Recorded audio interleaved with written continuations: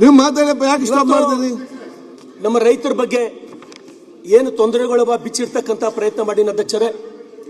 ಇವತ್ತು ನಮ್ಮ ಭಾಗದ ಸಚಿವರು ನಮ್ಮ ಕಡೆ ಅವರವರು ಅದು 20 ನಿಮಿಷ ಆಯ್ತು, ಬೇಕು 5 ನಿಮಿಷ ಮಾತಾಡಿಲ್ಲ ಅಧ್ಯಕ್ಷರೇ. ಟೈಮ್ ರಿನ್ಯೂವಲ್ ನೋಡಿ, ಟೈಮ್ ಇಲ್ಲಿದ್ದೆ ನನಗೆ ಯಾಕೆ ಹಿಂಗ್ ಮಾಡ್ತೀರ ಅಧ್ಯಕ್ಷರೇ ನೀವು? ನೋಡಿ, ನಾನು ಹೇಳ್ತೀನಿ ಅಧ್ಯಕ್ಷರೇ, ನಾ ಇಲ್ಲಿ MLA ಆಗಿ ಬರ್ಬೇಕಂದ್ರೆ ಹಿಮಾಲಯ ಪರ್ವತ ಏರ್ ಬಂದಂಗದ ಅಧ್ಯಕ್ಷರೇ. ಹೌದಪ್ಪ, MLA ಆಗ್ಲಿಕ್ಕೆ MLA ಹೋಗ್ತೀನಿ, ಮತ್ತೆ ಅಸೆಂಬ್ಲಿ ಬರ್ಲಿಕ್ಕೆ ಕಷ್ಟ ಆಗ್ತದೆ. ಕುದುರೆ ಮೇಲೆ ಕೂತು ಬಂದಿಲ್ಲ ನಾನು. ಆಯ್ತು, ಹೇಳಿ ಕೇಳಿ. ಹಿಮಾಲಯ ಪರ್ವತ 10 ಬಂದಂಗದ ನಾ MLA ಆಗಿ ಬರ್ಲಿಕ್ಕೆ. ನಾನೇನ್ ಮಾಡ್ಲಿಕ್ಕೆ ಅಲ್ಲಿ? ನಮ್ಮಂತವ್ರಿಗೆ ಒಂದು 20 ನಿಮಿಷ ಟೈಮ್ ಕೊಡಲ್ಲ ಅಧ್ಯಕ್ಷರೇ. 20 ನಿಮಿಷ ಆಯ್ತು, 5 ಮಿನಿಟ್ ಮಾತಾಡಿಲ್ಲ ಅಧ್ಯಕ್ಷರೇ ನಾನು.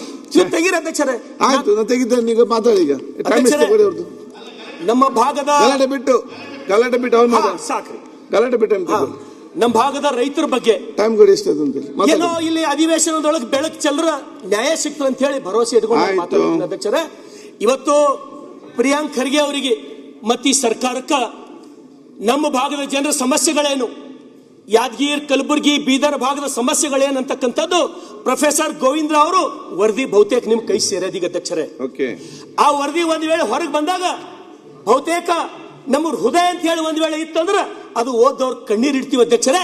ಅಂತ ಭಯಾನಕ ಪರಿಸ್ಥಿತಿ ಕಲಬುರಗಿ, ಯಾದಗಿರಿ ಮತ್ತು ಬೀದರ್ ರೈತರ ಪರಿಸ್ಥಿತಿ ಇದೆ ಅಧ್ಯಕ್ಷರೇ.